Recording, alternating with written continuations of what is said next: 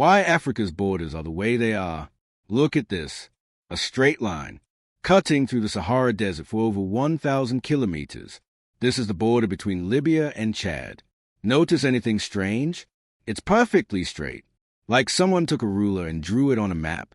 Now look at this one, and this one, and this one. Across Africa, you'll find borders that defy logic, straight lines through deserts, rivers that divide ethnic groups who've lived together for centuries, borders that split villages in half, literally. Compare this to Europe. European borders mostly follow mountains, rivers, and linguistic regions. They reflect centuries of organic development. But Africa's borders? They look like a geometry lesson gone wrong. Here's the uncomfortable truth. Africa's borders weren't drawn by Africans. They were drawn by European men in suits, sitting in Berlin, who had never set foot in most of Africa. And they did it in just 3 months. The consequences? Over 130 years later, these artificial lines are still causing wars, famines, and ethnic conflicts that have cost millions of lives. This is a story of how 54 countries got their shapes, and why it matters more than you think. Let's rewind to 1880. Most people today imagine Africa before colonization as just scattered tribes with no organization. That's completely wrong. Africa had sophisticated kingdoms and empires. The Mali Empire controlled territory larger than Western Europe. The Ethiopian Empire had existed for centuries with clear territorial boundaries. The Zulu Kingdom in southern Africa had defined borders. The Ashanti Empire in West Africa had a complex administrative system. But here's what's important. African borders were fluid. They expanded and contracted based on power, alliances, and trade. The Sahara wasn't a barrier. It was a highway. Trans-Saharan trade routes connected North and Sub-Saharan Africa for over 1,000 years. Ethnic groups didn't think in terms of rigid borders. The Fulani people lived from Senegal to Sudan. The Somali people roamed the Horn of Africa. The Maasai moved between what's now Kenya and Tanzania. Borders were about zones of influence, not hard lines on a map. Then the Europeans arrived. At first, just on the coasts. For centuries, they stuck to trading posts along the shoreline. They'd buy enslaved people, gold, and ivory from African middlemen, but they rarely ventured inland. By 1880, Europeans controlled only about 10% of Africa, mostly coastal areas. The interior was still a mystery to them. They called it Darkest Africa, not because of the people, but because they knew so little about it. But everything was about to change. European explorers, Livingstone, Stanley, others, began mapping the interior. They came back with stories of great rivers, vast mineral wealth, and fertile lands. Meanwhile, Europe was in the middle of the Industrial Revolution. Factories needed raw materials. Economies needed new markets. And European powers needed to look powerful on the world stage. A race was beginning. And Africa was a prize. By the early 1880s, chaos was brewing. Britain, France, Portugal, Belgium, and Germany were all grabbing territory in Africa, often overlapping. Disputes were breaking out. Some feared it could lead to war in Europe. That's when German Chancellor Otto von Bismarck had an idea. What if they all sat down and divided Africa peacefully? No African leaders at the table, of course. Just Europeans deciding Africa's fate.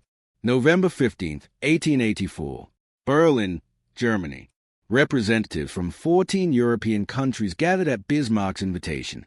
Britain, France, Germany, Portugal, Belgium, Spain, Italy, Austria-Hungary, Denmark, Netherlands, Sweden, Norway, Turkey, and the United States.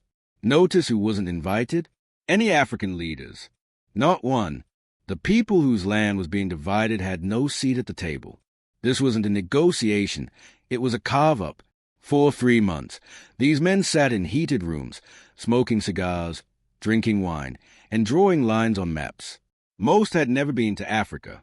They didn't know African geography, languages, cultures, or politics. And frankly, they didn't care. They established rules for colonization. The key principle was called effective occupation. It meant if you could prove you controlled a territory by having troops there or a flag planted, it was yours. This triggered a mad dash into Africa's interior. Let me show you how absurd this was. France took most of West and Central Africa. Britain took a vertical strip from Egypt to South Africa, plus Nigeria and Ghana. Belgium got the Congo, not as a country, but as King Leopold's personal property. Germany grabbed Namibia, Tanzania, Cameroon, and Togo. Portugal got Angola and Mozambique. Italy took Libya, Eritrea, and Somalia. Spain got tiny bits of North and West Africa. When they didn't know what was in an area, they just drew straight lines. The border between Libya and Chad, drawn with a ruler. Egypt and Sudan, straight line along the 22nd parallel. These lines cut through deserts where they assumed nobody important lived. When there was a river, they'd often use that, regardless of whether it split ethnic groups. The Congo River became a border. So did parts of the Niger, the Nile, and the Zambezi. Mountains and lakes? Same story. Lake Victoria was split between 3 colonies. The Atlas Mountains divided territories with no regard for the Berber people who lived there. When the conference ended on February 26, 1885, Africa's fate was sealed. But the actual division took another 30 years. By 1914, only 2 African countries remained independent: Ethiopia, which militarily defeated Italy, and Liberia, which was founded by freed American slaves. Think about this. In 1880, 10% of Africa was colonized. By 1914, 90% was under European control. An entire continent subjugated in just one generation. But let's get specific about what these borders did to real people. The Somali people were divided into 5 separate territories: British Somaliland, Italian Somaliland, French Somaliland, Djibouti, Ethiopia, and Kenya. Same ethnic group, same language, same culture, 5 different colonial masters. The Bakongo people were split between French Congo, Belgian Congo, and Portuguese Angola. Families were separated. Trade networks were destroyed. The Maasai, traditional pastoralists who moved with their cattle, found a border cutting right through their grazing lands. Suddenly, moving with the seasons meant crossing an international border. Some villages were literally cut in half. There are places where the border runs through the middle of a town. One side became French, the other British. Families on one side of a street were in a different country than their neighbors across the road. But it wasn't just about splitting groups. Europeans also forced rival groups together. In Nigeria, the British combined over 250 ethnic groups, Yoruba, Igbo, Hausa, and hundreds more, into one colony. These groups had different languages, religions, political systems. But now they were expected to be one nation. In Rwanda and Burundi, the Belgians took complex social structures and hardened them into rigid ethnic divisions between Hutu and Tutsi. They introduced ID cards marking ethnicity. They favored Tutsi over Hutu. They created ethnic hatred where there had been social class differences. This would have devastating consequences decades later. You might be wondering, were these men just incompetent? Did they not realize what they were doing? The answer is complicated. Let me break down why Africa's borders ended up this way. Reason. 1. Economic exploitation. The borders were drawn to maximize European profit, not African prosperity. If an area had gold, diamonds, rubber, or good farmland, Europeans made sure it fell entirely within their territory. The Belgian Congo was designed to extract rubber and ivory. The borders of South Africa and Namibia encompassed diamond and gold mines. West African borders captured coastal ports and inland agricultural regions. Reason. 2. Strategic competition. Europeans were competing with each other. Britain wanted a continuous line from Cairo to Cape Town, north to south control of Africa. France wanted east-west control. Germany wanted to disrupt both. Some borders were deliberately designed as buffer zones.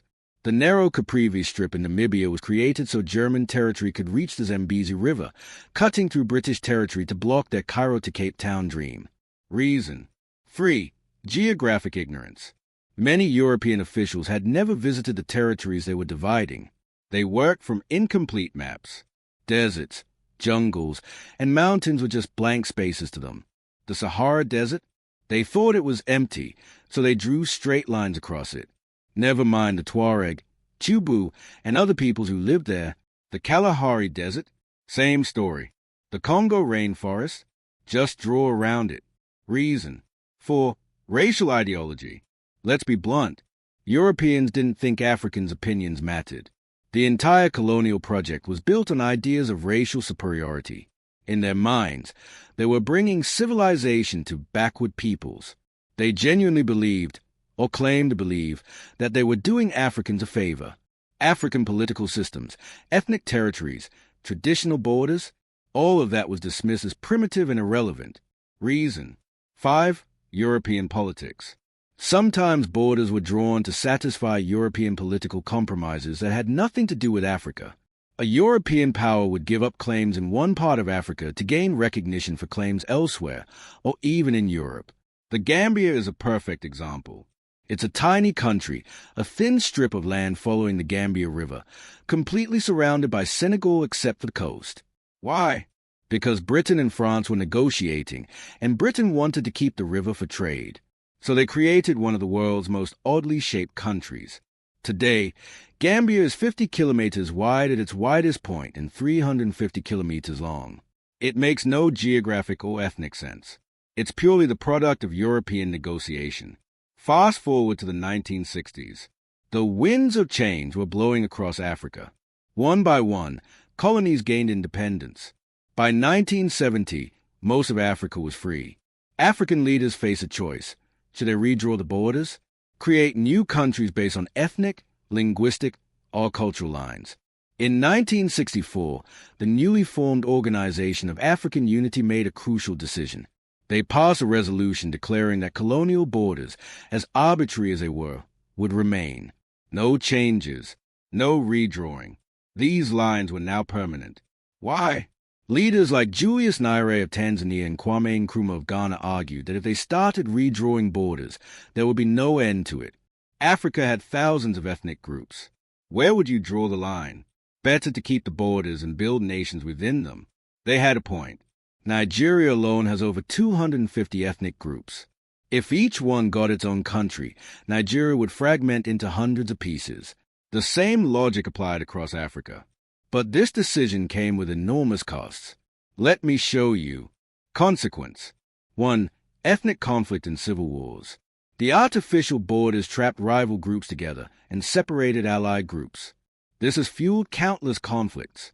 Nigeria's Biafran War, 1967 to 1970, killed over 1 million people. The Igbo people tried to break away because they felt marginalized in a country they were forced into by British colonial borders. Rwanda's genocide in 1994 killed 800,000 people in 100 days.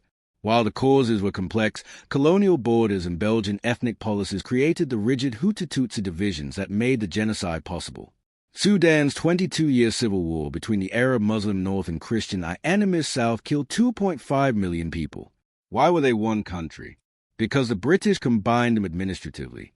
In 2011, South Sudan finally broke away, becoming the world's newest country. Somalia collapsed into civil war partly because colonial powers had split the Somali people across 5 territories, making unified governance nearly impossible. Consequence. 2. Economic dysfunction. The borders were designed for extraction, not development. Many African countries became dependent on exporting 1 or 2 resources, exactly what the colonizers wanted. Africa has 16 landlocked countries, more than any other continent. Countries like Mali, Chad, Niger, Central African Republic, and Zambia have no ocean access, making trade expensive and difficult. Some countries are too small to be economically viable. Gambia, Equatorial Guinea, Swaziland. These are tiny states without the resources or markets to develop properly on their own. Economic regions that should be integrated are split. The Niger River Basin is divided among 9 countries. The Congo Basin is split among 6. Lake Victoria is shared by 3. Coordinating development is nearly impossible. Consequence. Free trade barriers. African borders are some of the hardest to cross in the world.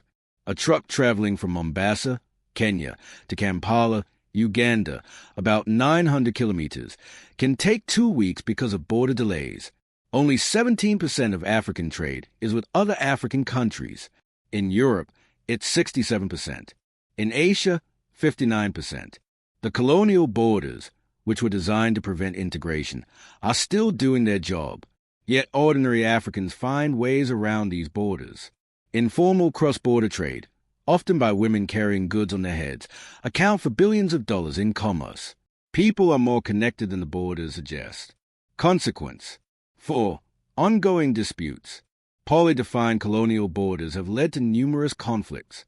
Ethiopia and Eritrea fought a war partly over disputed borders, 1998 to 2000. Sudan and South Sudan still dispute oil-rich border regions. Sometimes the colonial powers themselves disagreed about where borders were. The British might describe a border as following the watershed of the mountains, while the French description said something else. When you actually go to the mountains, which watershed do you follow? Modern GPS technology is now revealing that many official borders were drawn incorrectly in the first place. Mountains aren't where the map said they were. Rivers have changed course. This is creating new disputes. So what's being done about this mess? The good news: Africans are finding solutions. In 2018, 44 African countries signed the African Continental Free Trade Area Agreement, the largest free trade area in the world by number of countries. The goal is to reduce the economic impact of colonial borders by making trade easier. Regional economic communities are emerging. ECOWAS in West Africa allows visa-free travel for citizens. The East African Community is working toward a common currency. The Southern African Development Community coordinates economic policies. Some borders are becoming less relevant. Rwanda and Kenya have digitized customs, cutting crossing time from days to hours. Several countries now accept each other's ID cards instead of requiring passports. The African Union has introduced an Africa-wide passport for diplomats and has plans to extend it to all citizens eventually.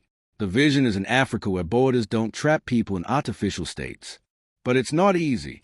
Attempts to merge countries have mostly failed. Senegal and Gambia tried and failed in the 1980s. East African Federation has been discussed for decades but hasn't materialized. Why? Because borders, artificial as they are, have created real nations with real interests. Leaders don't want to give up sovereignty. People have developed national identities. A Nigerian today feels Nigerian, even if that nation was created by British colonizers. The most promising changes are coming from the bottom up. Young Africans are using technology to work across borders. Nigerian tech companies serve Kenyan markets. South African musicians collaborate with Ghanaian artists. Pan-African identity is growing despite the borders. So why are Africa's borders the way they are? Because 14 European powers spent 3 months in Berlin in 1884 to 1885 drawing lines on maps with no input from Africans. Because they wanted resources and strategic advantage, not functional states. Because they didn't know and didn't care about African societies, cultures, and political systems. These borders have cost millions of lives in wars and famines. They've hampered development and trade. They've created states that struggle to function. The scars of Berlin are still visible 140 years later. But here's the thing: Africans are not helpless victims of history. Yes, these borders were imposed. Yes, they created enormous problems. But Africans are finding ways to work within them, around them, and sometimes to transcend them entirely. The question isn't just why are Africa's borders the way they are. It's what can be done about it now. And the answer is complex. You can't just erase the borders. Real nations have formed. But you can reduce their negative impact through integration, cooperation, and building Pan-African institutions. Maybe in the end, the solution isn't to redraw the map. Maybe it's to make the lines matter less, to build an Africa where borders are administrative lines, not barriers to human connection, trade, and shared destiny. The men in Berlin tried to divide Africa.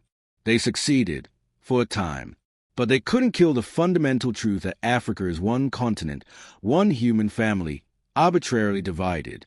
The question for the 21st century is, can Africans reunite what colonizers divided? What do you think? Should Africa's borders be redrawn to reflect ethnic and cultural realities? Or should they stay as they are while Africans build integration despite them? And do you think other continents bear responsibility for helping to fix problems their ancestors created? Let me know in the comments. If you learned something from this video, please like and subscribe for more deep dives into the history and geography that shapes our world.